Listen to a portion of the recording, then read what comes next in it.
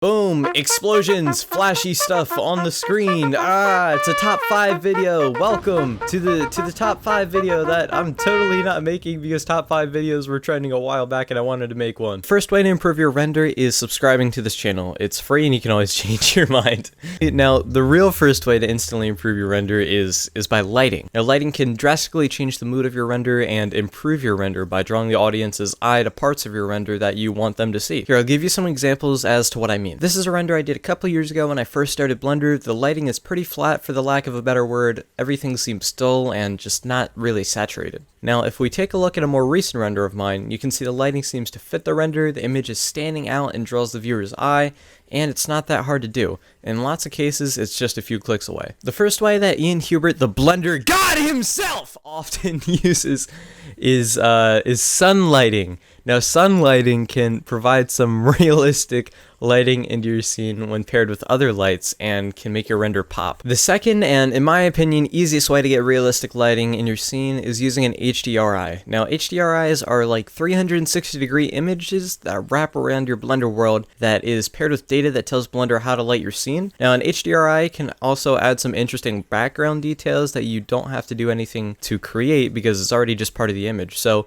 you'll save yourself some modeling time too. I'll leave a link down in the description where you can get a bunch of free HDRIs. I'm not sponsored, but I just happen to like all their stuff. Now, number 2 is imperfections. Nothing is perfect in this world. Things like flat surfaces, people's faces are two things that we see a lot that aren't perfect. You do have to be careful in adding imperfections, however, as some renders are simply supposed to look perfect. Specifically, scenes like interior renders are supposed to look nearly perfect, but things like outside scenes have a lot of randomness, and that's how the outdoors is, so don't be afraid to add some imperfections in your scene. Things like fingerprints on glass, rust on pipes, dents in metal, and smoke in the air all help to add realism to a render by adding textures in and making small modeling changes. Number 3 is camera movement. Now, handheld camera movement can do wonders for an animation, as not too many people have perfectly steady hands. You can mimic handheld camera movement by selecting the camera, animating the start and end keyframe you want for your render, and then going to the graph editor and adding some noise to each rotation axis. I took advantage of this in my cabin explosion scene and the sci-fi elevator scene to add just a little bit more of realism into that scene. Number 4, motion blur. Now, motion blur is fun. If you haven't checked it out yet, we have a motion blur explanation for the Eevee rendering engine, which also applies to cycles on this channel. A card might have just popped up with it. You can also click that card.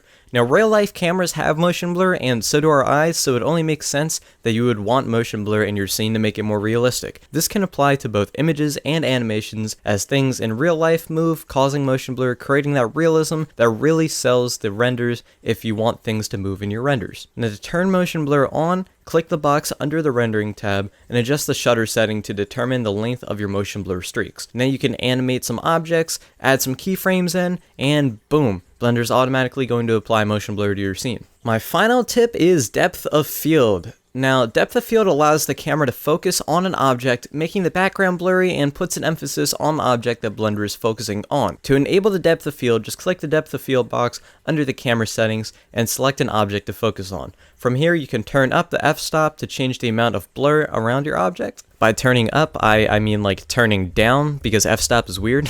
I highly recommend setting the focus object to an empty, however, so you can change the focus from one part of the scene to another with ease. Another tip is to enable the limits option so you can see exactly where the camera is focusing without having to be inside the camera or render your scene. Finally, keep in mind that you can overdo all of these tips. Lighting can be too bright, things can be too imperfect, people only slightly move cameras, and it's easy to have too much motion blur and super easy to have too much depth of field in your scene. Just keep that in mind, guys, when you're using all of these tips, but all of those tips should instantly improve your render if you apply them properly. So that was it. Please use these tips to improve your renders and comment what you thought of the tips down below. Don't forget to watch that video in the description for an in-depth review of the motion blur tool. My Instagram, Artstation, all that good stuff is down below. Everyone have a good day, and yeah.